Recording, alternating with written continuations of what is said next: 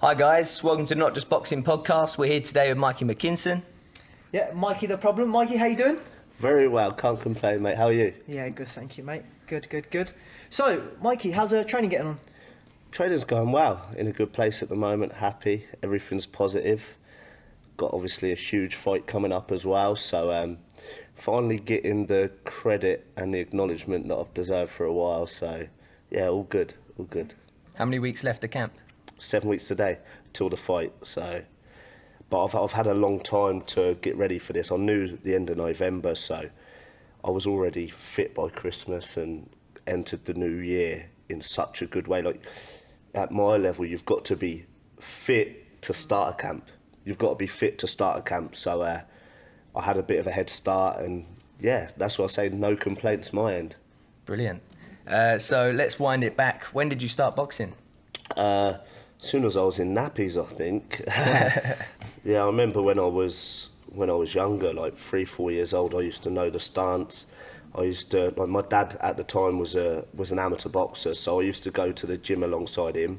He was also starting out in his profession. Like, I used to go to the gym with Tony Oki when he was about all the time, and be on the bag next to him when I was like 6 or 7 years old. What gym was this? Well, in London. He trained in London at the time, so I used to travel about all different gyms. I've got like my early memories. My dad used to be like go to like the Frank Maloney days where in London I used to go. I remember watching Johnny Tapia there when I was about 5-6 years old, and I remember he knocked somebody out in the first round, done like a double somersault in the ring, and I waved at him. I was on the balcony at York Hall, and he looked up at me and waved back. And so that's like an early boxing memory. So like, I've been around boxing my whole life. People that know me and know my family, it's a boxing family. So Especially in Portsmouth. in Portsmouth, yeah. I remember it was the 30th of April 2005. I had my first amateur fight. Wow. And all this time I was looking forward to like my first amateur fight, like confident young lad. I had a bit of a head start to most kids. Mm. And I remember just getting warmed up, like it was in Waterlooville, and it was the first time I knew what nerves were like. Yeah. And I remember I was shaking. I think I nearly cried. I can't really remember. Like, I was like, I don't want to do this. I said to my dad, I don't want to do this. Got in the ring. It was a complete blur. I remember the lad. It was my first fight. He'd had 4 or 5 already, and non-stop through punches. Everything I'd learned over the years went out the window, as it always does. Yep. I won the fight, but I don't really remember anything from it. I remember the day. I don't remember the fight. Lead up. The adrenaline rush. Funny enough, because he had 5 fights, you said, and that was your first one. Yeah, he had 4 or 5 fights. I remember. I can't remember how many he'd won, but it was my first. And but I thought I had a head start. Like when I first became like an amateur boxer, I thought I had a head start. So I thought I was going to win national titles and all this as an amateur. And it just never did. I never had my luck as an amateur. Always a good amateur, a good fighter. And How many amateur fights did you have? I had 43 amateur fights, 29 wins. So that is better than average. Yeah, it's but decent. My losses were always close decisions in like the national semi-finals, the national final, to like real good opposition with the England vest on. Or I remember in my age group, West Ham ABC owned every national title, like all the weights, and it was always like back then on computer scoring, when it was computer scoring, you'd find out the results in the corner and stuff, and it was like, hang on a minute, I should be winning this, but it's like I just never had my luck. Yeah. And that's most of it was down to that. Like, Do you think it was quite political as well with certain places with decisions? if you had the certain vest on, it was political back then as an amateur, and a close fight would always go the opposite way. Yep. For me, I was good enough to win a national title as an amateur. I just never did. You were, I remember. Yeah. Very good. In our days, we had some good talent come through. Yeah. And where did we have? Josh Pritchard. Yeah. He was in my age Kieran group. Rodden? Kieran Rodden, remember him? Yeah. Yeah. A bit younger than me. There was Sid Williams, who was a good lad. My brother. Yeah. Your brother didn't come through Heart of Portsmouth, did he? Yeah, he boxed. So when I moved to Heart of Portsmouth, he moved with me. But he left before me.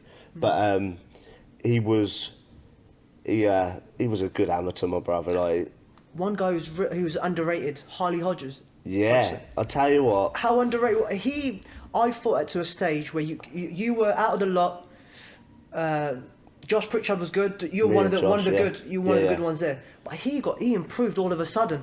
It got to the point where I was like, mate, do you know what I mean? You have to start taking this guy seriously. Yeah, his story's a good story. Like I'm actually related to his brother. So like, although me and Harley are good friends, we used to always say, "Oh, we're related" and stuff. But like, that's how I met him in boxing, and he had like a half and half record as an amateur, but he boxed some really good names. I remember he boxed a lad called Isaac Dogbo in the junior ABA semi-finals or quarter-finals. Lost on points. Now this Isaac Dogbo, I think the world champion now. He's won the world title as a pro, and he also I think the year or two later, no, it was a year later, he represented his country, Ghana in the Olympics. So like, and Harley boxed him. Like, out of all of us, he's boxed the best name as an amateur because he ended up winning a world title as a pro. Yeah, and his confidence went up sky high after that. I remember sparring him after that. And he was a different man. It just shows you his confidence level went up. Psychology in boxing. And then he kind of grew up like young, like he had a kid young, and then he just left boxing. Always a big boxing fan. Always being my mate, came to all my fights, and he left boxing, became like a man early, and then about 18 months ago he messaged me, and I've saved the message. It's on like I managed to save it, and I could tell he was drunk, and he was like, "I just want to give it a go. I'm 25 now. Like, I've watched you all this time. What do you think? Like, if I came to train with you?" And I saved it thinking he's drunk, he's never going to come train, or he'll come once and that's it. Because he ain't got it in him. He's like a man, he's been like left for a few years now. And I doubted him, and he turned up, and then within a few months he was going for his pro licence, and now he's 3-0 as a pro. Is he really? Yeah. Oh mate, it's his amazing to see lifestyle's him completely changed. And what gym's he at? He's with us. He's 3-0 as a pro, and yeah, he's doing really well. And the progression he's made in the last, I think would say 15 months with us has been mad. Obviously he's come to a gym where there's me, he's training alongside me and my brother, for example, in them times, who's two real good fighters, and he's only going to learn and develop. And it's good because he's my best mate when I was younger, and now I'm in the same it's amazing, same sport. He's joined me after all this time, and it's good. I remember we boxed in the Southern County. We were representing Southern Counties. Right. And he looked like a baby back then. I must have been, what, 18, 19, 20, something like that? With hair on his head. I saw him 2 years ago, just before the pandemic, in, what's the gym in Rodney Road now? Portsmouth Gym or something? Yeah, it was the old Bally's Gym. Bally's Gym, yeah, Bally's Gym. And he come up to me, he said, "All right, Terry?" I said, "All right, mate." Did not recognise it. All tattoos on him now, bald head. He said, "Oh, it's me, Harley." I was like, no way. Yeah. I was so happy to see him because it's been so long since I've seen the guy. So it's great seeing him again. Now it's great to see he's going back into the pros now. 3-0, it's amazing. good as you get older, and then like you remember the team that you was with when you was younger, the amateur club. Some of the people who went through, and saying that, going back to Stacey, how much talent came through at Stacey? Oh, loads. Yes. Some of the talent that's come through on Stacey, some really good talent out there, isn't it? Yeah, it's been crazy. Like, I remember the original, well, not the original Stacey's, but when I was a kid, like, and looking up to, I remember going into the gym when I was like, before I was old enough to box, and I remember seeing like Robbie Matthews and like Lloyd Smith and people like that, and like they used to, I thought they were adults. They was only like kids themselves, but they was a few years older than me. But I remember like looking up to them when I was a kid, and I remember going to the original Stacey on and off, like when my dad was going there. And I remember my first, when I first started boxing, it was in St Mary's Road. Do you remember when it was in St Mary's Road? Opposite City Girls' School. It was, wasn't that the karate club before? Yeah. Bob Caruana. Bob Caruana, yes. Boxed there for a little bit, and then I went to another club. Then I came back when it was in the Enska building.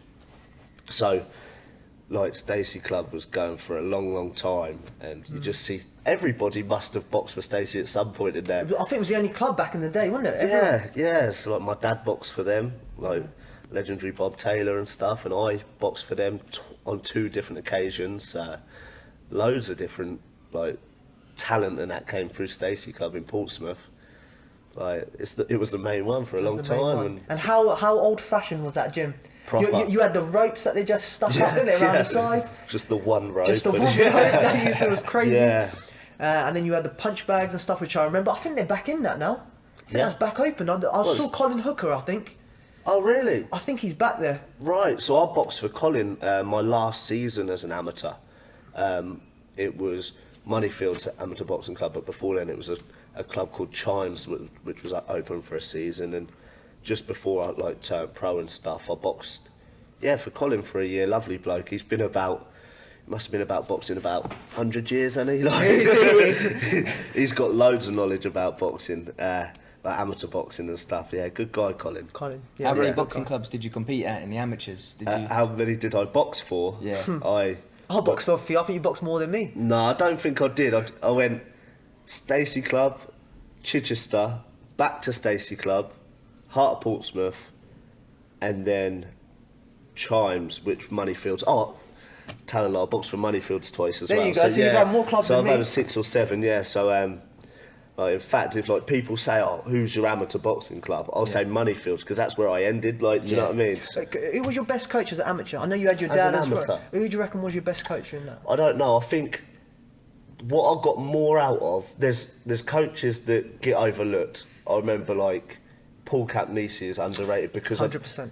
Because I'll give Paul respect, because when we had the team in the championships, he would take us running before I was at college at the time, go college. He used to go that extra mile for but he never got as much recognition, I think. So I'll give him a shout. Yeah. I think Lee Williams at a time, when I was even a bit younger, because he was good friends with my dad, he used to do the same. They used to take us for extra stuff all the time. So we had our own little team. It was me, obviously my dad and Lee. We boxed for Stacey at the time, or whatever it was, Moneyfields, but we had our own team outside of there. So we used to train not like the normal kids would have their childhood.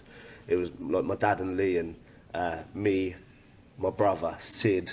Remember a lad called Mo Khan as well. He used to train alongside us outside of. He didn't box Heart of Portsmouth, did he? Stacey Club. Okay. Which was Stacey Club. So Lee was tough. I boxed for Teddy Harris, who's good old Teddy Harris, who's got lots of years' experience. Colin Hook, who's boxed lots of years' experience. I wouldn't be able to point out who's the best.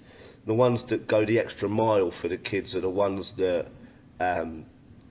deserve the credit and the recognition, because amateur coaches do it for nothing. They do it for nothing. For the love of the sport. For the love of the sport. And when you do turning up 3 times a week, that's enough. And people should give amateur coaches a lot of praise and a lot of credit, because they do it for nothing. But the ones that go the extra mile outside of training. So would you say your childhood was, instead of just chilling apart, you're doing sprints, you're doing all the extra things? I remember being at school, year 10 maybe, year 11. Championships were coming up, and I'd wake up in the morning, and my dad would take us for running or swimming in the morning before school. We were 14, 15. My brother was even younger. We used to do that, go a full day at school, then come home, and when people come home to go out with their mates, we would come home to eat for training straight away. That was the daily, that was the normal for us kids. And then, back then, there was times we think, why we got it so hard? But you don't look now. We look back and we're very grateful and thankful we came from that upbringing, because look where we are. Lots of time, lots of years have been invested into this sport. And I'll tell you what, people see the glitz and glamour of professional boxing. Money-wise, it's terrible at first, terrible. They don't see all that though. So the amount I've invested, the time, the years, the childhood, the financial aspect. I left school to focus on boxing. My mates left school, learnt a trade, had real good income coming in. I never had that income until the last couple of years in boxing. I never had it, and people don't see that side of it. Did you always have the focus, knowing that one day you're going to be up there with all the big names? I remember I was working in a 9 to 5 in a marketing. I was a campaign manager in a telemarketing company, and I won my first two titles as a pro whilst working a 9 to 5. Stuff. And I remember when I handed in my notice, I never had a guaranteed sponsor to like fall back on, but I knew that I had. This was 2017, and I knew that I had to do something to progress because it was getting hard mentally. It was so tough being able to work and train full time. So you took the risk. I took the risk, and I had a daughter as well. Like it's not as if like I took the risk and no responsibility. Yeah. But it's paid off. But that was probably the hardest decision that I've ever done. Hand my notice in for work. But since then, it's just gone from good to great. So yeah, it was a good move in the end. So.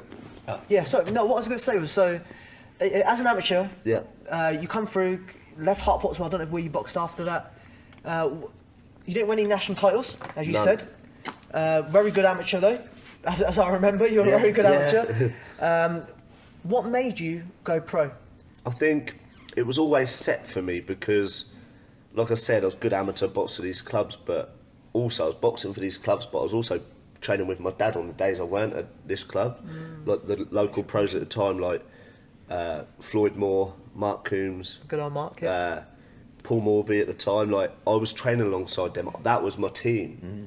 So I think as people that knew me as a kid knew that. Like people asked me. I remember somebody asked me. I see it on film. What do you want to be when you grow up? A professional boxer. It was always going to be that. It was always. I remember you talking about a book that you wanted to write. Yeah. Remember that? Yeah. I'm only a few chapters into that book, but that'll be a bestseller one day, 100%, because the story's been good. But I was always going to turn pro, so me and my brother turned pro in the same year. How old were you when you turned pro? Did my medicals when I was 19, had my first pro fight when I was 20. My brother was literally a baby-faced 18-year-old when he turned pro. Was there a year between you? There's 2 years between us, but I had my debut when I was 20 in October the 4th, 2014. He had his debut in, I think, March the following 2015. So like 6 months between us, our debuts, but there's 2 years between us. So we turned pro the same sort of year. We was always gonna. So yeah, like that. My amateur record, I had 43 amateurs, 129. What was your best amateur win? My best amateur win.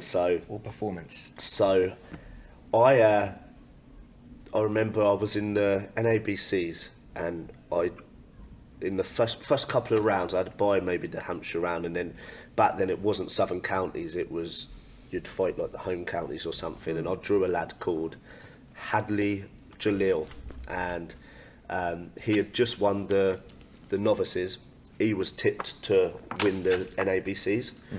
And I remember the reigning champion came to watch Hadley Jalil. Wow. So everyone was like, and it was in his home counties. We obviously. What gym was he at? At the time, he was at Hoddesdon. Yes. I think. Hotbox, yeah. So I boxed him, and he was tipped to win, and I was like the average amateur record. And I remember, I think the coach, I was at Stacey ABC. They didn't even bother coming. My coach didn't even bother coming, and my dad did my corner. He didn't even have a amateur badge. He'd be quiet. He didn't even get in the ring. My dad did my corner, and it was the first time, I'd had my dad in my corner and stuff like that. It's nervous, isn't it? This guy, everyone there to watch him, and it's probably one of my best performances as well. I went out and beat him, and that run I was on, I'd won a few beforehand. It was like my best 12 months. I was 15. And I boxed every week for the it was called the CYPs then, but it's the NABCs. And after that, I boxed every week, 57 kilos, I remember, and beating good lads every week. And I got to the NABC final, the CYP final, and it was up in Bolton. I'd boxed 5 weeks in a row, I think, and beating lads that really, on paper, I should have lost to.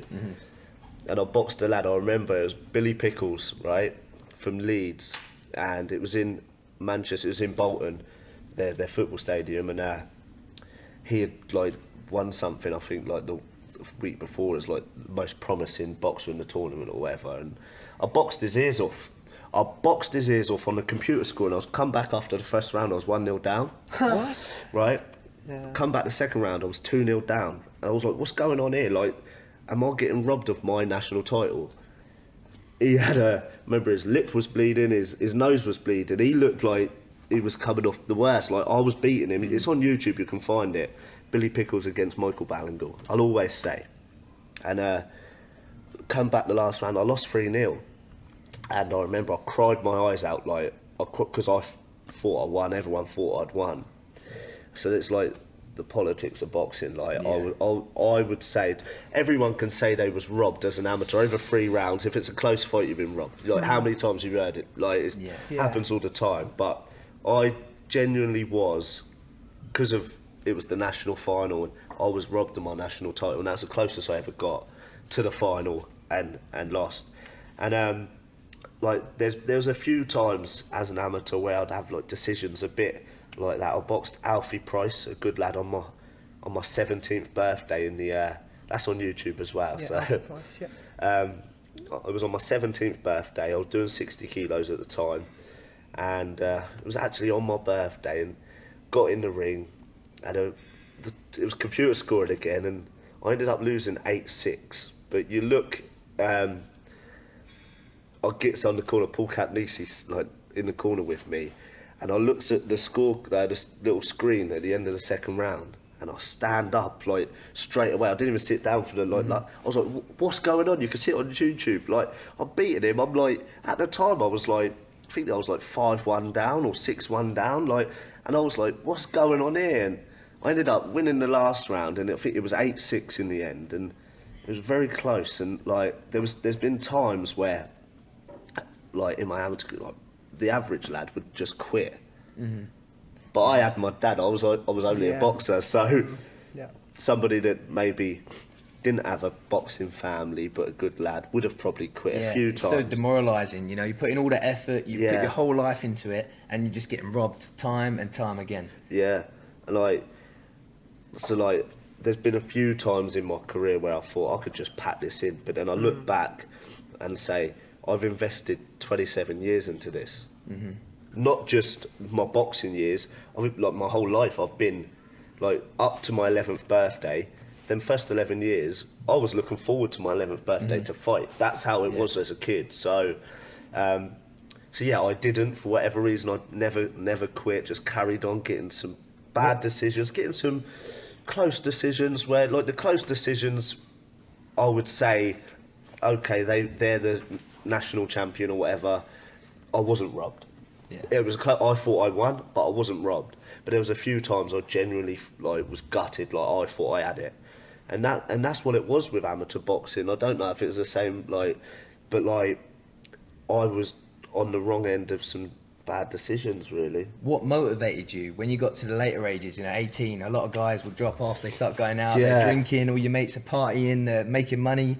What kept you in the gym, focused? I don't know, mate. Like, it was like the making money bit. Back then, I was young, like, I didn't really understand about like money and everything else. But like, I would understand where my mates were out at work. I went to college, and then I was training, and I never had like a proper permanent job until I had that office job. I worked and stuff, like little jobs and get money in, but my mates were learning trades and had proper money coming in, and like then there was like starting their own businesses, and then there was buying houses and that. I've had to wait. Like, I've had to wait. Like, this year I'll be able to buy a house, and this year I'll be able to like do stuff. But the money side of it, when I was younger, I didn't so much understand, because I was like, I'm going to be a boxer. How I see it is, I'm going to be a professional boxer in a couple of years. At that sort of years, I'm going to be a professional boxer. I'm going to be earning money like when I'm a professional boxer. Became a professional boxer. Then I understood the struggles of a professional boxer. People don't understand, like... What are the struggles? So, like, I turned pro with no national titles. So I turned pro. My dad managed me. Great trainer, brilliant trainer, great manager. I was going to say, a big part of that is your dad, you have to give credit to as well. Loads of credit goes to him. But I turned pro. I had my first 4 professional fights over in Belfast. Obviously, didn't earn a penny, because at like the beginning of your careers, it's all down on ticket sales, what you earn. So you've got to, like, obviously you're the home fighter, so you've got to sell enough tickets to pay for your opponent, to pay for the house, like the promoter, and then you get a percentage on top of that, right? So my first fall was over in Belfast. I was never going to get paid over in Belfast anyway, but and my first fall within about 4 months over there, so I was really active. Yeah. My sponsors back here, I had maybe 5 sponsors that they was chucking in like £200 a time to be able to pay for my fights over there. So I was very lucky from an early age to even get that. Who were your sponsors? My very first sponsors if I forget them. I know one, they still support me now, North End Motors. Yes. Right, Danny O'Reilly from North End Motors. He still supports me now. I had CEF Electrical back then. Remember a bar in Albert Road called Flamingo's Bar? They sponsored me. Fitness First, I was allowed to train there for free. I'm just trying to remember who was there at the beginning. So they all helped you on your path on the way up? Yeah, they all helped me. So wherever I go, I'll always remember who was there at the beginning. Yeah. Because it was hard for me at the beginning. And then I boxed over in England. I thought, okay, back over in Portsmouth, I'll be able to sell tickets and earn a bit of money. My first fight in Portsmouth was March 2015. It was my 5th pro fight. So it was my brother's debut. We sold a few tickets, like my brother's debut, my first time in Portsmouth. And I managed to earn, like, I think, £1,000 out of them. I was like, wow, the first time I've ever been paid for a fight, I've earned £1,000 here. Like, I didn't even know what to do with it. Yeah. You know what I mean? And like, that was like the best. For my first 10 pro fights, that was the only time I earned money for my first 10 pro fights. Wow. So the other times I was doing I should have done like 6, 8 rounders, like a lot more, but I couldn't sell enough tickets to even do a 4 rounder, let alone, obviously the more rounds you do, it's more expensive on ticket sales, like back then. So I remember one time, like it was the night before my fight, and I was counting my ticket money up, and I didn't have enough money to do a 4 rounder. Right, I didn't have enough money, so my fight was going to get scrapped. And I remember messaging Danny O'Reilly from North End Motors, and he paid the rest of the money for me to be able to fight. And that's how I got to 10-0, like struggling. I was like a young lad that wasn't as popular as the other Portsmouth lads. We had people like, back then, Floyd Moore, who was an absolutely amazing ticket seller. Dave Birmingham, who was a decent ticket seller as well, the ex-footballer and turned pro, and they were like the local lads, and I was like a young, cocky, fresh out of teenage years, and nobody used to buy tickets off me. That's why now I'm in a good position, but I always preach, like, if there's somebody selling tickets to a boxing show, a local lad, buy a ticket off them, because you don't know, that one ticket goes like so far. It goes so far for them, and it's always a struggle, like in boxing, to be able to fight. So especially if they're struggling, they can't sell enough. Sometimes you get big ticket sellers that don't have the problems, but I wasn't one of them, and I had mad issues. That's why it's crazy. Like, I struggled to sell tickets to do a 4 rounder in Liquid and MV nightclub. Like, really struggled. And now, so how much money would you have to raise just to even get in? So back then, tickets? for example, your opponent would get like about £1,100. So the first £1,100 of your ticket sales pays for your opponent. Then you'd have to put, I can't remember, like maybe up to £2,000 to the promoter. So the first £2,000 or 1,800 quid. So the 1,100, then the next 700 or whatever it is to the promoter. Then you get a percentage on top. So the next £1,100 is yours, then a percentage on top. So I never even got past like £2,000. Like, do you know what I mean? So it was tough, and people don't know that. Like, people that's not in pro boxing don't know that. So anyone like got a friend that's boxing or a local lad that's boxing, get a ticket and go watch them, because they might not be able to fight. And I've seen loads of people quit boxing that are good people that just, it was too much of an ag to sell tickets. I was like, back then I didn't have a lot of sponsorship, but I had a couple of sponsors that I would just put the rest of the money in and be able to fight, and that's how I got to 10-0. It was tough. I couldn't even, like, I wanted to do like 8 rounders and stuff like that, but I couldn't afford it.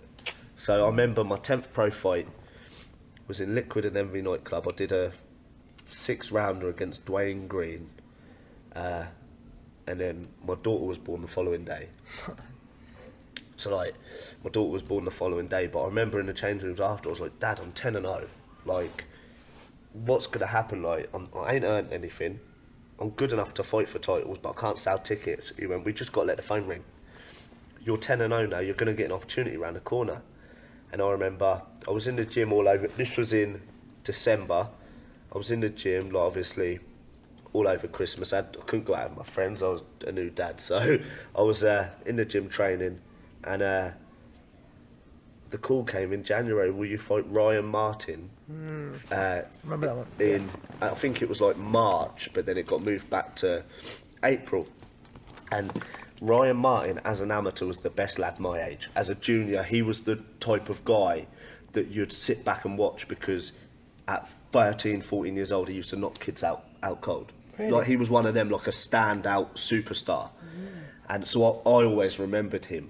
He remembered me too, but I was the average amateur. He was like the superstar, so they were very smug in the build-up. Yeah. He had not put on any weight since he was a kid as well. He's like boxing at the same weight. And very smug, him and his team. It was in Swindon, where he was from. He's a superstar there. He was 7-0. I was 10-0, but probably hand-picked because he remembered who I was and blah, blah, blah. So, and this was back when I was working full-time, new dad, and I had to look at it. Was, in the end, it was like 14 weeks, the camp. It was like really long, draining. And I remember there was times in that camp where, like, my daughter, I didn't really see her during the week because I was waking up, training before work, going to work for the whole day, training when I got home from work, and then getting in at night time, so she was asleep and stuff. So never see her for the first probably 3 months of her life, really, properly. And I remember just the training was so hard because it was mentally draining, my days were so long. And there was times I actually got in and just started, like, I remember the one time I got in and started crying for no reason. Because it was that, like, now I knew, at that time I knew, finally realised that it's such mentally it's so tough being a professional boxer. And ended up getting to the fight. By the time the fight came, mentally, no one was beating me. I went to Swindon. I remember I sold 96 tickets, probably the most I ever sold. We had 96 Pompey people go to Swindon. Obviously, compared to the 1,000 Swindon booing me and abusing me at my ring walk, but I still had a fair amount there. And got in there and I boxed his ears off. I remember his team was smug in the build-up. He was smug. And I remember just talking to him in the fight, smiling at him. I remember at one time he was in the clinch and I done a hand gesture to his trainer and poked my tongue out to his trainer. Isn't that George Groves' ex-coach, wasn't it? Paddy Fitzpatrick. Yeah, I remember tormenting his trainer during the fight because of the way they acted in the build-up. Horrible, like. And I remember just winning the fight. Like, the scorecards were, like, it was a tough fight, don't get me wrong. He had done 8 rounds before. I'd not even done an 8-rounder. I'd done 2 6-rounders, then jumped up to a 10-rounder. So it was a big step up there. Big step. Tough fight, but I won, like, the first 4 rounds clear, and then I probably won half of the next couple. So I won clearly. It got mentioned for Small Hall Fight of the Year as well. Where was that? It was... When? No, where did it get? It got, you know, the Boxing News? In the Boxing News. So they got the Small Hall Fight of the Year, and then they had a few honourable mentions. I was like an honourable mention to, but there's no footage ever of this fight. A few live videos. No way. Right, and it was like a great fight for me. It was like the first time I'd ever won something in my life. Like the 8th of April 2017, certain dates I like stick to me. And I remember, like, it was such, like, crying afterwards. I won it. Like, it was like I'd just won the world title. I'll get very, like, there's been a few times I'll get very, like, emotionally involved after a win, but it's so, like for me, it's always battling the haters, battling the people that don't think I'm going to succeed in boxing. Well, you've put your whole life into this. You know, you sacrificed a lot of your daughter's first years. So yeah, like, that was a good win for me. That Ryan Martin, and then from there, like, who did I fight after Ryan Martin? Colin Lyons. So yes, was he like 38 or something? Yeah, he was 39, but he'd not lost in like five years or something. His last loss was to the British title against Bradley Skeet. Okay, good fight. So that was 25th of November 2000. Good name to have on the record as well. So Colin Lyons, I grew up watching, a bit like my dad being in professional boxing. My dad used to be like house second in his corner. So he's like hand up in his corner and stuff. So I remember going to shows when I was a kid. I remember getting a picture with him when I was about 13. Yeah, I remember seeing that picture. He had just got to the prize fighter final at the time. So it's crazy. It's like it was a good story fighting Colin Lyons. He was two-weight British champion. He was European champion. He was IBO champion. So his record, and it was my 12th pro fight.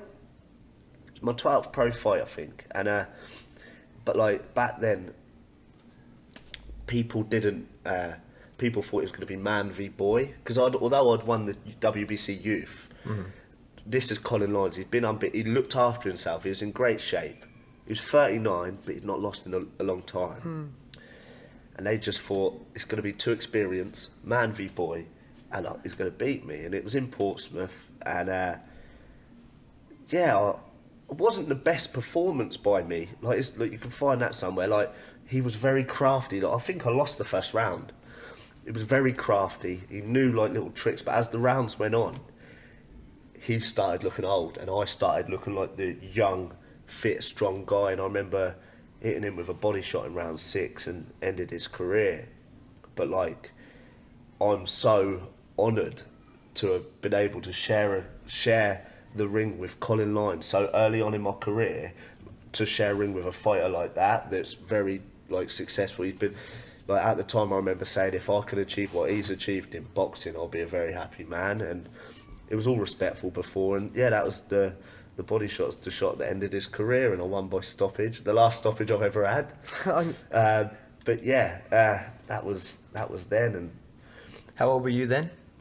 22 or no, 23 I was. Yes, I was 23 when I beat Lyons, and for a 23, I was a young 23 to beat somebody like Colin Lyons, like it was quite a big deal.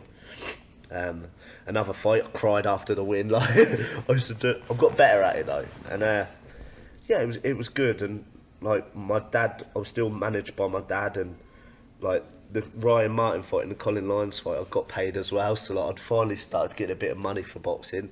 Not a lot at all, and it didn't go far, but I managed to actually get a little purse out of it. And yeah, like I said, my dad managed me from not selling any tickets, not being able to be a big ticket seller, to winning my first 2 titles. So not only is he a great corner man, a great trainer, but he's a good manager as well, because I never had it easy back then, and he managed to do that for me, manage me to these opportunities. So it was great. And then afterwards I signed with MTK, because I was definitely in the top 10 in the UK.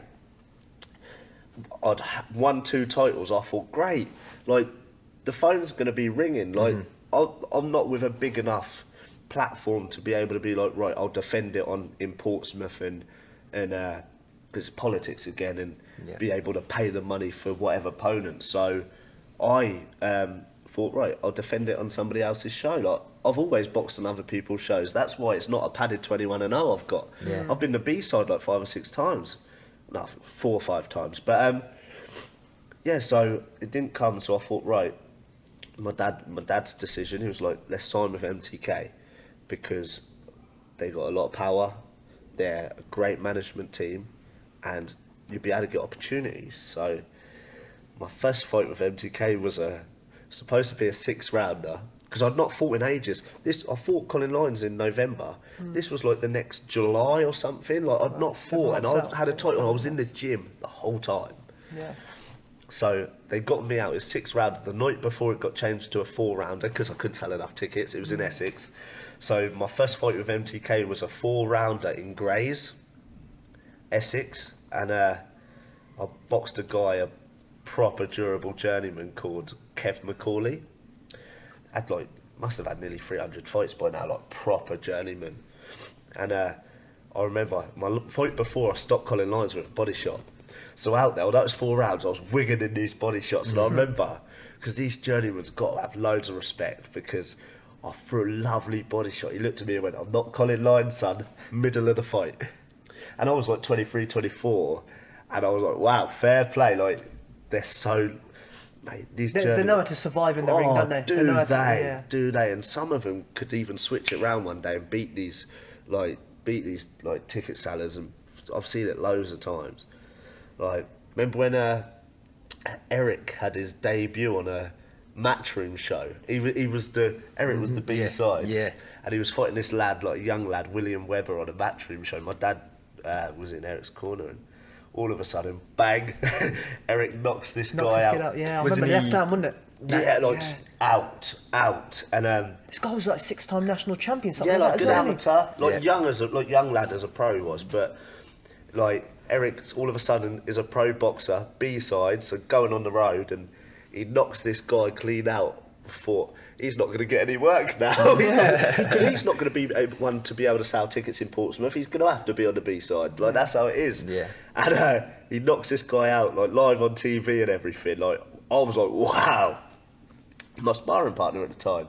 He's like I say it, I get the question all the time, but like, people always say, who's the biggest puncher I've ever been in the ring with, and it's Eric. Although, like, if like people look at his record and see he's not done anything or whatever, that man could whack. How many rounds you done with him? Oh, years, hundreds over the round, hundreds over the years. Isn't he? Like, he is. Back then, like when I was 23, I was pro on winning titles. I never used to like sparring him, but he was dangerous. And like, why do you think I'm so awkward moving out of the way? Same as me, mate. But no, he could really, really whack, and he's a really nice guy too. Like, really not like. You wouldn't think he's just like such a nice guy. So yeah, he's the toughest, the biggest puncher I've ever been in the ring with. Definitely the biggest puncher. And in my fights, the biggest puncher I've ever been in the ring with is a Scottish guy called Martin Harkin. He was unbeaten. This was about 18 months ago. I boxed him, and I won the fight quite easy. I dropped him a few times, but I could feel like he didn't catch me clean. None of them really catch me clean, but you know, like on the guard, and it's like, oh, he could whack. I don't want to get it by him. Yeah, I've been with MTK a few years. I did that 4-rounder in Grays, Essex, and I was like, Lee, I've got the WBC, like Lee and my manager. Lee Eaton, wasn't it? Yeah, from MTK. And I was like, I've got the WBC International, like, I want title fights, I don't want to be... He was like, okay, we've got this guy, Sam McNess, who was on the GB team as an amateur. He turned pro on like TV already, like West Ham boy, wasn't he? Yeah, West Ham and Repton, like he's top amateur, and we've got him, and it's in York Hall, East London. So not only that, I'm fighting this superstar amateur, I'm fighting him in his own backyard at York Hall. So like, I was like, but I had to prove myself to MTK. I was the new boy saying I want fights, so I had to prove myself. And I remember in the build-up, well, I knew I could beat Sam McNess. I knew I could, and I remember somebody telling me, and like a lad from our amateur club was going around telling people that he boxed on the England team with Sam McNess, and there's no way Mikey beats Sam. Who was this? Are we okay to say names? Oh, I'm going to say names. Greg. Greg Breeder was telling people. He was telling people, Mikey don't stand a chance. I boxed on the England team with Sam McNess. He don't stand a chance, and that was in my head the whole camp. Bit of fire. No, he's got his opinion, but he was from my amateur club, Greg, and I thought we were like it's his opinion, but the way he was telling people he don't stand a chance. That's surprising from Greg as well. Yeah, so I found out. I can't remember who I found out from, but I remember, and that was in my head. And I got to the weigh-in, and like people say, Sam is a nice guy, but I weighed in, he weighed in, and we got to the face-off, and he starts get lippy to me, and I was like, I've never been had this before. I've never had to deal with anything like this. And it's like, that bout means nothing. You're getting knocked out tomorrow. I'm going straight through you. All stuff like this. And I remember I was on the spot. I didn't know how to react, and I went, "You're gonna crumble, mate." I said, "You're gonna crumble." He said, "We'll see about that." I was like, wow, he's proper. And the next day, I had quite a big entourage, in my because back then I got my confidence and my energy from the people around me. So I used to like a really packed changing rooms. Not so much nowadays, but back then I had loads of people in the changing rooms, and I was the champion, so I walked second. So we had to walk past my dressing room, and he was offering out people of my team, like my entourage, on the way to the ring. He was like, "Come on, I'll have it with you all now." Genuinely got into the ring. And but this is out of character for him, people were saying. Signs of nervousness as well, isn't it? That's the biggest... out of character for him, people were saying. So obviously he'd had a loss before, the weight above. Was it against some ghost, the one he boxes... Byfield. Byfield, yeah. Byfield. And he'd lost, and he was coming down a weight, so this could have been his like last chance type thing. I was Bookie's underdog, like I was, and got in there, and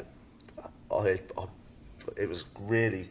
easy win. Like, he was a good lad, but I beat him quite comfortably. I was smiling at him again because I knew what happened with the Ryan Martin fight. When I got into his head, I was smiling at him, and then I just mentally, by round 6 he was ruined because I was beating him, smiling. I knew the same thing would happen with McNess. I was beating him, I was smiling at him, and I dropped him in round 7 or 8. I'm not used to knocking people out, stopping people, so I remember beating him easy, dropped him, then I thought I'm going to jump on him now. And I jumped on him like a complete novice. Like, looking back, like, it was so like, if I fought him now, he would have got out of there. And I remember, beating him very comfortable, announcing myself to like, I'm a good fighter now. And the next day, I went onto Facebook and I gave Greg a message. I said, these GB boys ain't nothing, no matter what anyone's opinion said like that. And he replied with a thumbs up. Fair play, you proved him wrong. Yeah, fair play, proving him wrong. And it was just, that was I think him telling people, now it might not even be true. Like, he might not have even been telling people, but I did hear from a good source that he was. And that was my motivation in that camp. 100%. 100%. How many rounds was that? 10. It was 10. And I beat him the majority. I don't know can't remember the scorecards, but it was like quite a wide, demoralising win. And like from there, who did I fight after? I fought a guy from Birmingham called Ryan Kelly. Like, he was in Essex, and I another title defence, and I dropped him a few times as well. Dropped him in the first round, and I think I dropped him a few times, maybe once, a few times. But I dropped all these people early on as well, like first round. And the Ryan Kelly fight, he had like hundreds. He outsold tickets. Like, he was a big ticket seller from Birmingham. Lucas was on my undercard as well. Little story about that fight. Lucas was called a float. So if you know what a float is, go on, explain what a float is. So a float, he was on the card last minute because he was supposed to be fighting Archie Sharp, and Archie Sharp pulled out on the night before. Archie Sharp pulled out. Yeah, so you did. Yeah. Oh, yeah. So he was supposed to fight Archie in Royal Albert Hall, and Archie pulled out, and Lucas was ready for a fight with no fight now. So Lee Eaton, shout out Lee Eaton, managed to get Lucas on my undercard, because I was fighting the following day anyway, on my undercard in like a 4-rounder, but at least he gets to fight. But he's a float, so listen to this. He has to turn up before the first fight to get gloved up, wrapped and gloved up, because he'll come up, if there's like an early finish, he'll get put in as like a float, so like an early fight, and if there's like a knockout, he'll get put in. So he's ready 5 o'clock. My ring walk time's 10:30 on the main event. So, but I comes early because my brother's fighting. Us two are in the same changing rooms. No knock at the door. Time goes on. I think there was another float, and they put the other float in first. And it was like to the point where I need to start getting ready now. Like, Lucas has had his stuff on for hours. I have to start getting ready. I'm like defending my title in a minute. He got to the point where I'm just going to take my gloves off and not fight. That's what he said, like, because sometimes floats don't even go on. And Lee Eaton comes in, you'll definitely be fighting. This was, I'm getting ready now. Lucas is pushed to the side, wrapped up. He took his gloves off, but still wrapped up, ready to fight. Hours from like 5 o'clock, maybe even from really early on. And they went, right, the only time we can get on is straight after the main event, straight after me. So I've had to push him to the side now to get ready. he carries my bout to the ring in all of his stuff and his wraps, right? Carries my bout to the ring, and he had to get warmed up. I'll tell you who warmed him up that day. Lloyd Smith. Do you remember Lloyd? Yeah, he was there. Was he a southpaw? Lloyd Smith. It might have been, but he was doing a bit of pad work with my brother in the build-up. So he warmed my brother up. So my brother carried my bout to the ring, and what he was doing is outside in the corridor, he was warming up in the 1 minute breaks. So watching my fight, but warming up in the 1 minute break. He was only fighting a journeyman, but I remember dropping him in the first round, and then I was thinking to myself, God, if I get him out of there, my brother had no warm up. He's like been. So that's my excuse for not getting him out of there. That's for you, Mikey. Yeah, no, I ended up beating him on points, and then my brother boxed literally straight after. Like he's from like say 5 o'clock. It was probably even earlier to about 11:30 at night. He was ready to fight. Like must have been a drag. It must have been a drag. But yeah, I beat him, and then. Next came the Russian guy. At the time, my dad was living in Belfast, so normally I'd go back and forth when he was over there. And yeah, like I wasn't prepared. I was fit, but like I just had a breakup as well, and like I was fighting this unbeaten Russian. No, he wasn't unbeaten. He'd had 2 losses. He had 21 fights, 2 losses, and a dangerous, big knockout record, and. Bit unknown as well, but I thought if I can get myself fit, I probably only had like a 4-week camp, or like 3-week camp. Like I had 8 weeks notice, but because mentally I wasn't there, and I had like my dad was over in Belfast, so it was like me to get myself fit and stuff. Who was training you at that time? I was doing lots of pad work with my nutritionist at the time, Greg Allison.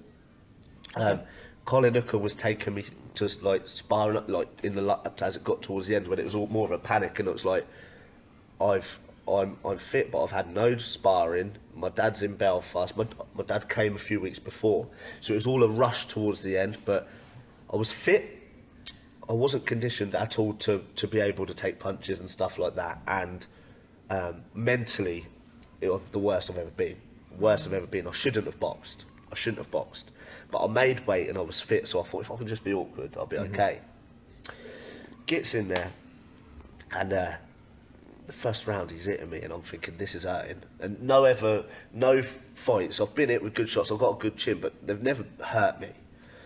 And it was the worst performance. Like if you ever want to find something to put you to sleep at night time, watch Mikey Mckinson versus Evgeny Pavko. It was a tough night's work. Really tough. What number fight was this? This was it was 2019, July, so it weren't that long ago. It was a fight. I'm wearing yellow shorts, and so it must have been like my 17th fight or something. It was for the WBO European title, vacant title, and so it was another step up. You had a 4-week camp going into a WBO European title Yeah, fight. so I had 8-9 weeks notice, but really 4-week camp, and it was down to my own fault, really, like because I should have just forgot about what's going on and and in the end I did, and so. But yeah, like I remember in that everything was hurting. It was just ugly. The performance was ugly, and then it got to like the mid rounds, and my dad was in the corner. Was like, "You need to chase this," and I thought I might be losing. Like, you need to chase this. I finished strong. I finished like not as in like hurting him, but I just thought empty the tank, throw as many punches, and like beat him to the horrible performance. Like horrible performance. At the end, I thought this could go anyway here. I got the scorecards were quite clear, and I got the decision, but I took it as a loss. So after the changing rooms, didn't really want to speak to anyone. I was crying in the shower, I was crying, and I was like that was a tough night's work. And then I got the coach back with my supporters. I sat at the front of the coach on my own with my hood up the whole time. Got home, lived on my own at the time. I felt sick, and I couldn't sit, and I had a bit of concussion. So I didn't sleep, so I was scared. Like I was reading up, like if you gotta sleep, I didn't sleep, and yeah, I just learned so much about myself in that fight than probably the others, because that was me at my worst. And you got the win. And I got the win, and then I watched it back, and I did win the fight. It wasn't like close, like it was clearer than what I thought at the time, and like what my corner thought. So it was like but it was a horrible performance, and then I thought, right, I got a point to prove. So my next fight was against the WBO number 6 at the time, and it was Luis Veron from Argentina.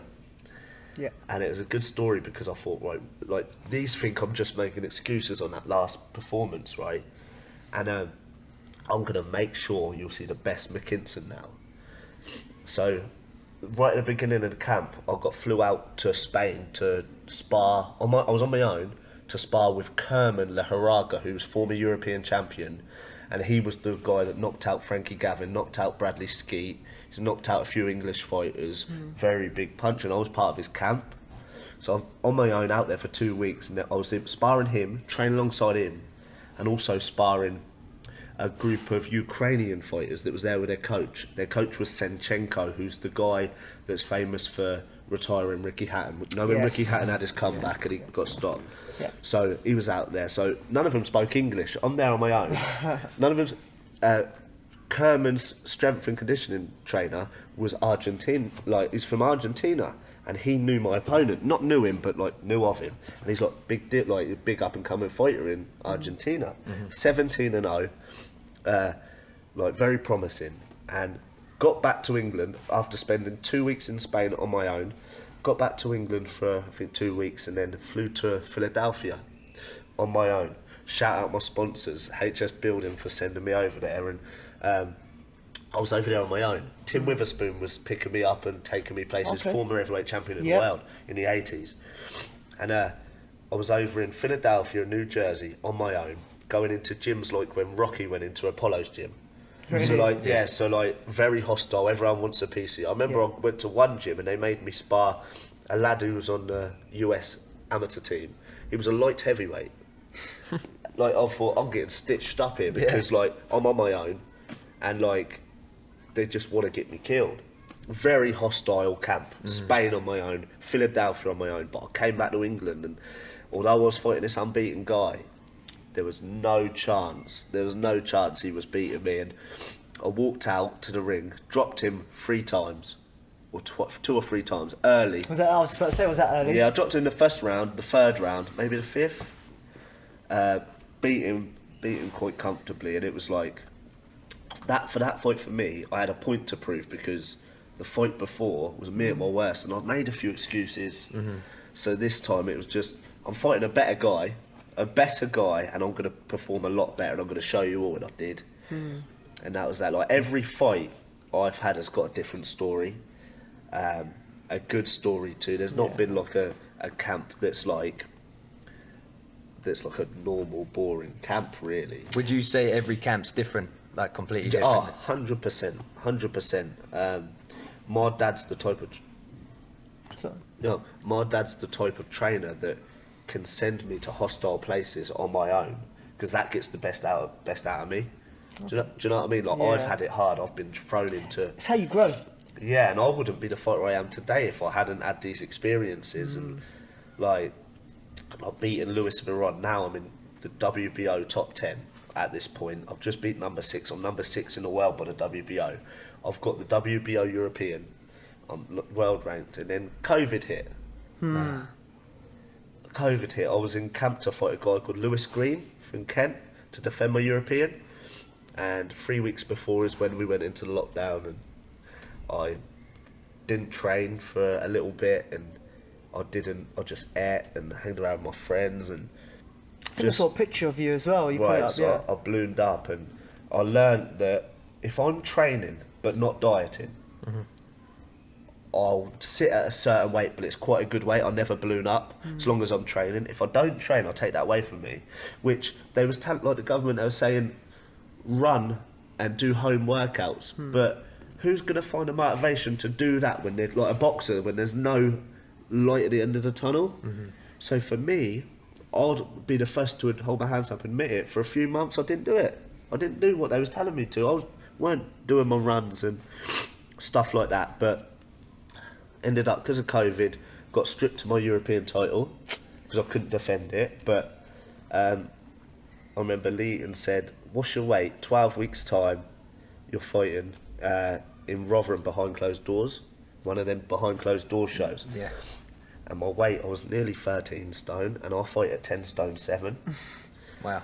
So for the whole camp, the whole camp of that fight was weight making, not learning things and not developing. It was just pure making weight. And I made the weight, beat this Scottish guy. I remember in the build-up, not in the build-up, the fight night, it was more nervous than I ever have been for a fight because there was no atmosphere.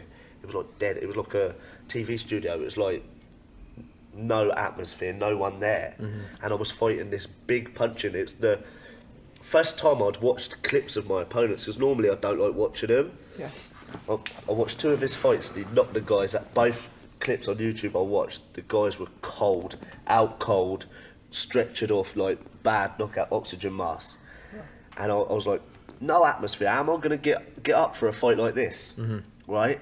I'm just about to fight this big punching Scotsman that's going to be trying to like knock me out. So I remember I went round the corner of the curtain. I was talking to myself to try and like G myself up a little bit. As soon as I had the ring walk and the first bow went and I had a guy trying to knock me out, I was my normal self and awkward, yeah. I was awkward self and I dropped him again first round. I dropped him 3 times. You've dropped most of your opponents. Yeah, people overlook my knockout record, but I dropped him. Like I said, he's probably the biggest puncher I've been in the ring with. He didn't hit me with anything clean, but the arms I could feel them. And but the whole 12 week, I had a long camp, but it was all weight loss. So if there was anything, if I was in with anyone else, I could have probably been in trouble. He was 13-0, big knockout record, but he had quite slow feet, and I've got good footwork, so that was the difference, and that's what made it easy for me. Very clear win, probably most rounds I won, and I won that, and then I learned that you've got to look after yourself outside of camps. Although I always looked after myself, it was COVID was the excuse. Yeah. I've always been in the gym, but I wasn't during COVID, and I thought, right, I'm never gonna balloon up. Like I'm, what was I, 19-0 now. Like I'm gonna call these guys out straight after I got out the ring at that Harkin fight. I said on the interview at the side of the ring, I said, Chris Congo, let's get it on. I called him out. Nice. Because I knew he was on the big stage. He was on the Eddie Hearn shows. He was an avoided fighter as well, wasn't he? Avoided fighter, great fighter. People overlook that win, I think. And I called him out, and then we had a few back and forth lives, and in the end I got a call. I had COVID last January, so I had to isolate for 10 days, so no training. But I was training all around that, so my weight was good. Weight was good, I was fit. Then I had to isolate for 10 days, and it was horrible, like horrible not being able to do anything.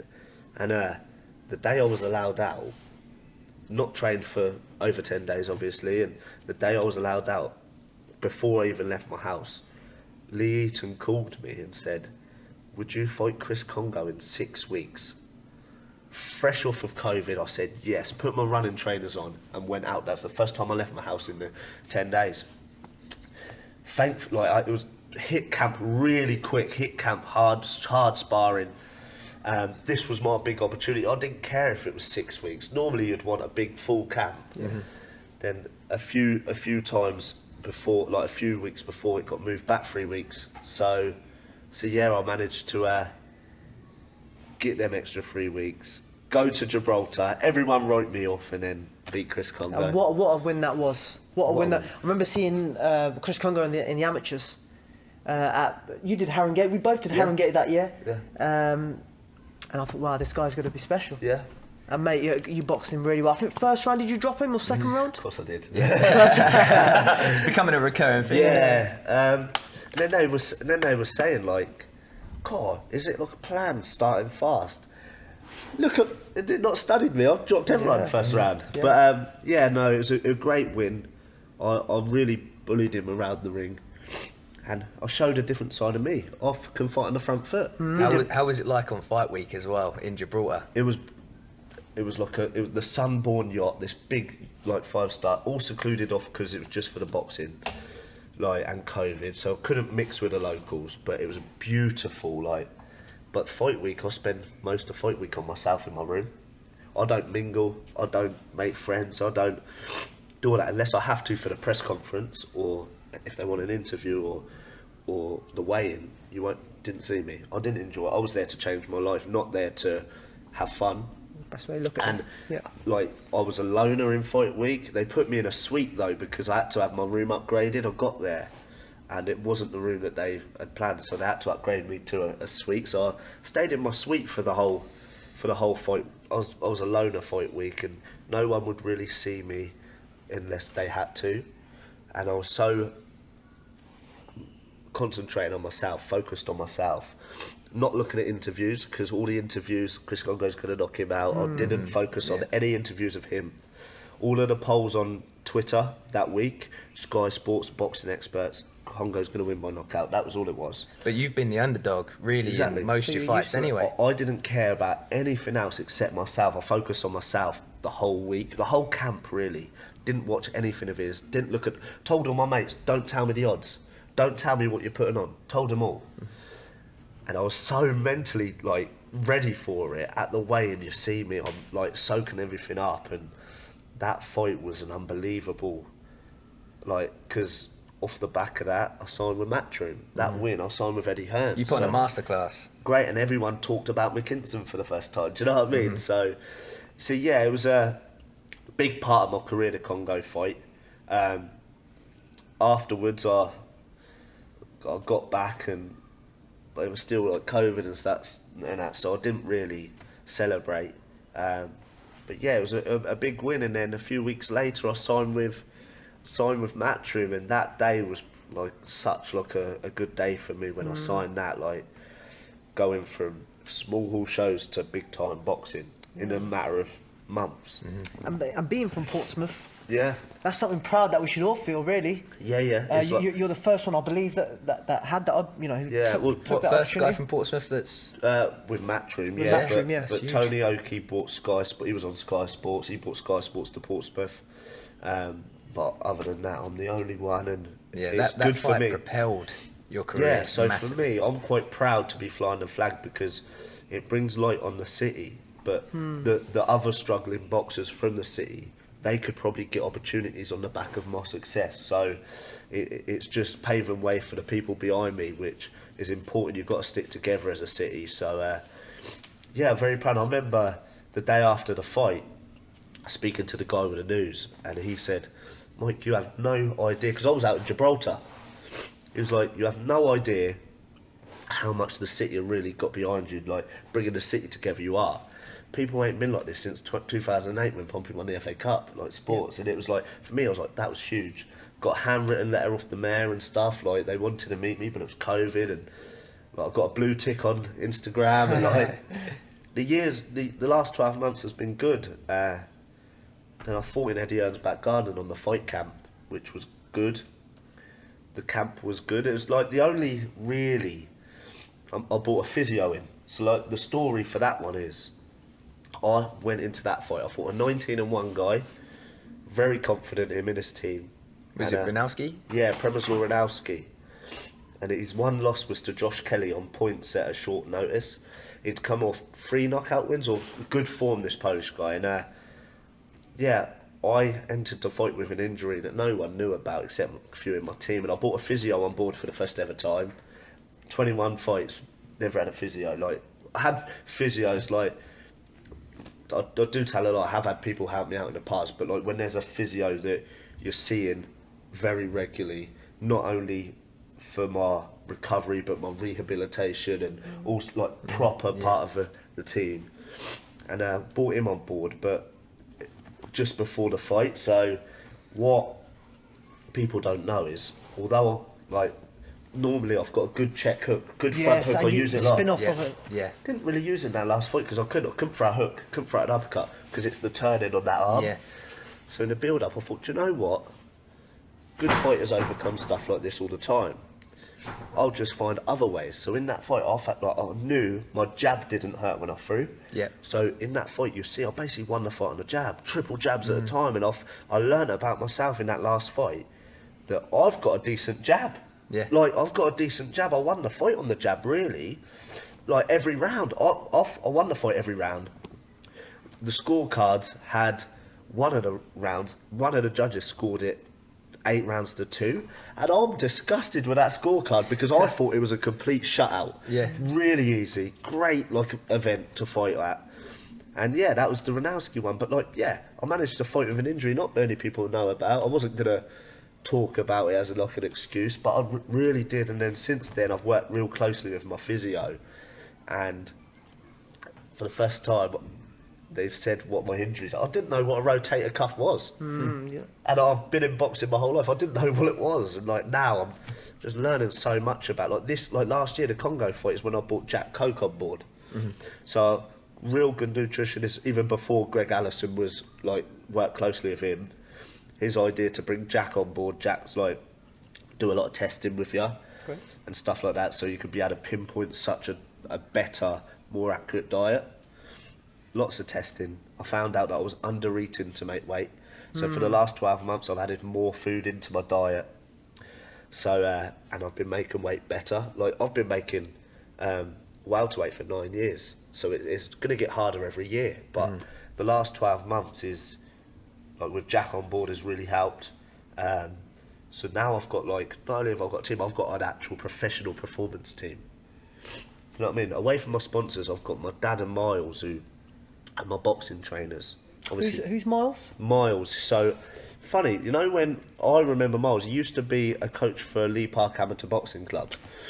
Yes, I've boxed a few of his, but Miles Harding. So yes. when I was younger, you know, like when I said I was going to Stacey Club at other clubs, like before I was old enough to box, I was going up to Lee Park because it was my local club. So I've known him since I was like a proper kid. Okay. And he, his entrance into pro boxing, he had Gary Neal, who my dad managed. My dad trained him and managed him as well. And then when Gary retired, he came over to us, and very good lad, Miles. Very reliable, which is always important. He's training me later on, actually. So,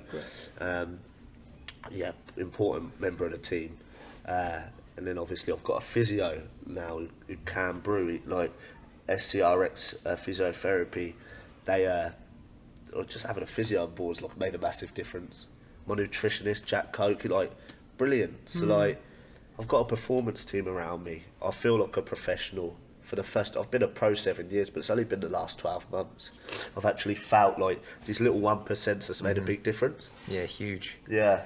Amazing. Well, looking forward, you've got a big fight coming up over in LA, I believe that's been confirmed. Yeah. Virgil Ortiz. How's the training camp going for that? How's everything looking ahead of that fight? Good. Like I remember, because he signed with MTK, or managed by like about 18 months ago. When he did, I messaged Lee, and this was before the Congo fight. I went, get me Ortiz. At the point I was wanting a big fight, get me Virgil Ortiz. Like I am not scared of anything, like except regret. Really, I'm not scared of anything but regret. And like I said back then, and obviously I knew he's number 1 by the WBO. I'm number 3 at the moment. I'm 3rd in the world by the WBO. So it's always a possibility. And in November, I was isolated at the time as well. COVID number 2. COVID number 2. And Lee said, January 22nd, will you fight Virgil? Your name's been thrown. He didn't say will you, because he knew I would. Your name's been thrown in the hat to fight Virgil Ortiz. I was like, please, let's get it. Pestered Lee every day. And he said, yeah, it looks likely. Then they moved it back. I'd done 3 or 4 weeks before Christmas. So I was fit by Christmas. And I went over to Spain just before Christmas, like did a bit over there on my own, and got to December 23rd. They said they've moved it back to March 19th, but you're definitely fighting him. Signed the contracts, and then I was already fit by Christmas. So over Christmas, I went up north with my girlfriend and her family and stuff, and I was just training all over Christmas, running most days. So I came in, but I was allowed to, because I've had that extra bit, I was allowed to eat a bit. I was like, I didn't have like such a restricted Christmas on the food. So ate a bit, didn't take the mick, because obviously this is always in my brain. I'm fighting Virgil Ortiz, and then although it's only been announced about 3 weeks, and I've known a while. Entered the new year, good sparring. I was asked to go and spar Josh Taylor. Was up there for a bit. So I'm already fit. I'm 7 weeks out now. Already fit. My weight's good. Everything's where I want to be at the moment. So obviously this opportunity is an opportunity of a lifetime. I know the world's writing me off. I know everyone's writing me off. But I know that I can pull it off. So I don't really, when people have their opinions, everyone's entitled to their opinions, but their opinions mean nothing. Like people's opinions mean nothing to me. I've got a mountain to climb. This is a huge fight. It's a tough fight, but I really do believe in myself. Like, the fight in itself, signing the fight, me fighting, it changes my life regardless, right? Financially, the opportunity, it's changed my life. But the winning the fight changes my future, and it changes the future of me and everyone around me. Do you know what I mean? This is huge. So yeah, like, eyes on the prize at the minute. Well, it's again England versus America. Yeah. You know, you got England behind you for this one. You said people writing you off. I know a lot of people are rooting for you. Like, this is huge, big fight. Since the fight's been announced, the amount of love and support, not just from Portsmouth, but like from the boxing community around the UK, has been amazing. It's like the uneducated Americans and the Ortiz fans I'm getting a bit of stick from and stuff, but it's expected. Like, I know people are giving me credit. Like, with the boxing community, like in the UK, they're giving me credit. Like, fair play McKinson and stuff like this. Really deep down, do they think I can win? I don't know. Like, well, that's for you to go in and prove now. Exactly. Which this is a massive step up for anything that I've ever done before. But how many times before have I proved people wrong? How many times before has me and my dad proved people wrong in my career? Like, most times. Like, probably. This would probably be the 6th time I've been the underdog by the bookies. Like, it's not anything new, except I'm fighting not an international class fighter, I'm fighting a world class fighter, a genuine world class fighter. But if I've been making it look easy at the level I've been fighting at, like, I deserve to get my shot at the big boys. And I'm not Conor Benn. I know, like, you boys haven't mentioned Conor Benn yet, which I'm actually so happy about, because I can't do anything without his name being mentioned last few years. Now my name's being mentioned to him because I'm getting the credit I deserve. But I'm not Conor Benn. What I'm trying to say is, Conor Benn, his move to the world elite level, he's fighting like former world champions that are past it, a bit older. That's his testing to go to world class. I'm not Conor Benn. I'm not going to be given that treatment. I've got to. He's had a very good path. He's had a very good path. I've had a very tough path, so I've never took anything easy. So I'm not going to be given a former world champion to break through to the world scene. I've got to go in against a young, hungry, tipped to be a superstar, 18-0, 18 knockouts.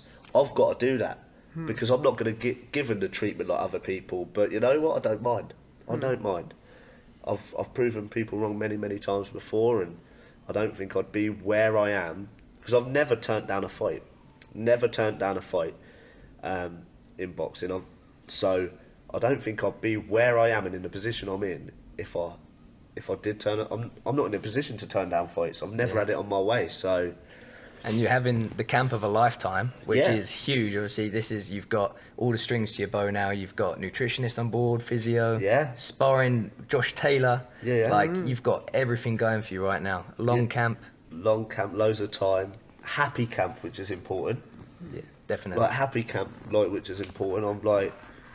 I'm not getting miserable. I'm not getting sore. Like, everything's falling into place. So it's all exciting. Like, and it's like every boxer's dream to go and conquer America, isn't it? So I'm getting this opportunity, taking it with both hands. Like I said before, like, fear nothing but regret. Fear nothing but regret. You've got to, like, keep pushing yourself. You've got to keep, like, I'm not in boxing to be good. Everything I've done's been okay, been good. Like, I'm proud of what I've achieved, but I'm in boxing to be great. I'm in boxing to really retire from boxing and be, like, remembered for years and years, like, do great things, because I'm just a normal lad from Portsmouth, really, a normal lad for Portsmouth that's doing well. So just want to keep doing well, achieve as much as I can in boxing. Well, you got the country behind you as well. Exactly, this not just Portsmouth, the country. Yeah, it's massive. Amazing, man. And I like the way what you said, no regrets. No regrets. You know, you're going out there, you're taking a challenge. Virgil Ortiz, obviously 18-0. Yeah. But you yourself 21-0. So, you know, it's a great opportunity. What they're saying, like, Virgil Ortiz is a great fighter. Who has he fought as well? Well, he's fought Kavalauskas and Maurice Hooker. They're the two main ones. But what he hasn't fought is anyone with an O. He's not fought anyone unbeaten. And Hooker was a world champion at 140. 140. And the best guy he's fought is Kavalauskas last time. He's a genuine good fighter, but he rocked Virgil Ortiz. Dropped it. They didn't count the knockdown, but Virgil Ortiz has shown vulnerabilities. But Kavalauskas is better than anyone that I've beat.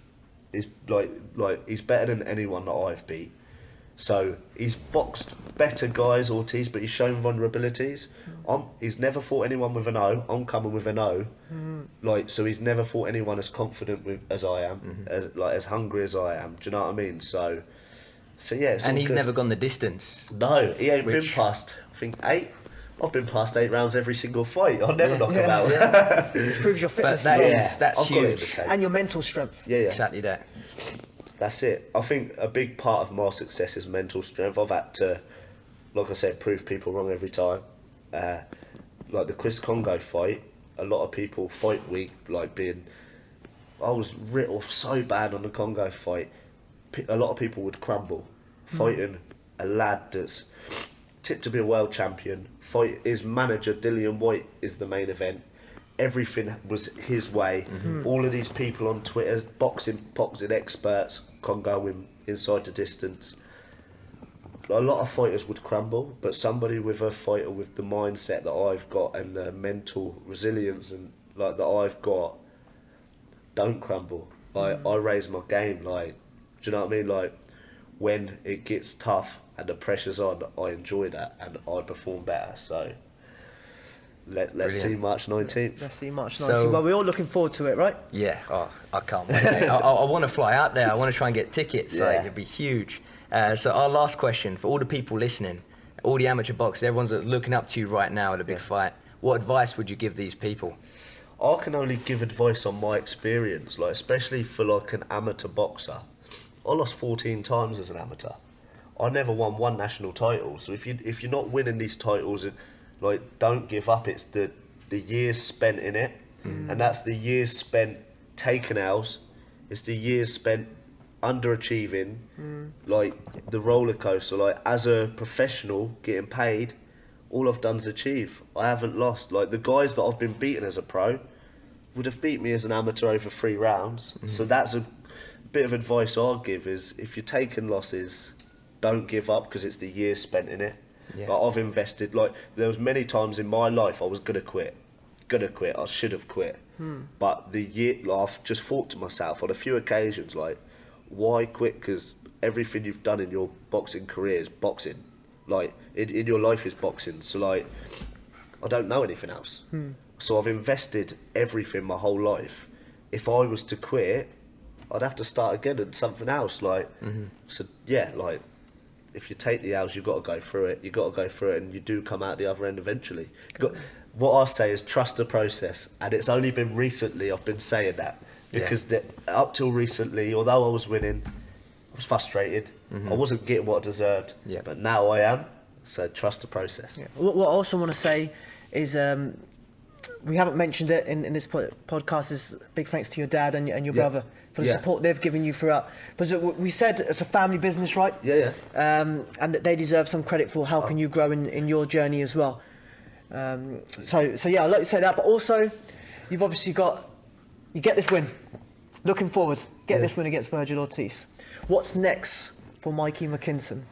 That's what everybody's asking. I remember you telling me a few years ago what was next, so I'm hoping that's still the dream. Yeah, so the dream for me is to fight on Fratton Park. Yes. And I think a win against Ortiz earns the right. So far, I haven't earned the right to be able to bring boxing to Fratton Park. I haven't. I've done good things. I've flown, I'm the #1 boxer in the town, and I've flown the flag for the city. But a win against Ortiz, I'm the man. I am the man. And then I've earned the right to be like, Eddie, come down to Fratton Park and let's get it on. That's what I want. In the ideal world, that's what I want. And that's been your dream for a long time. That is the #1 dream, because not only that, I would take a massive... I'd even fight there for nothing. Because if I can say I've headlined a show on Fratton Park, the first to do it, only person to do it, I've created history in Portsmouth. The town will all get behind it. It will be huge. So yeah, that's what I want, and I think a win against Ortiz earns that. Amazing. I know. Yeah.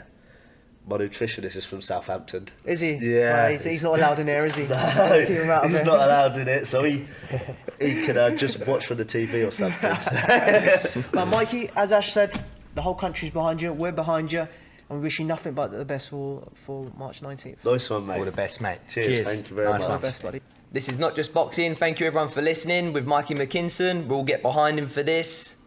Let's go.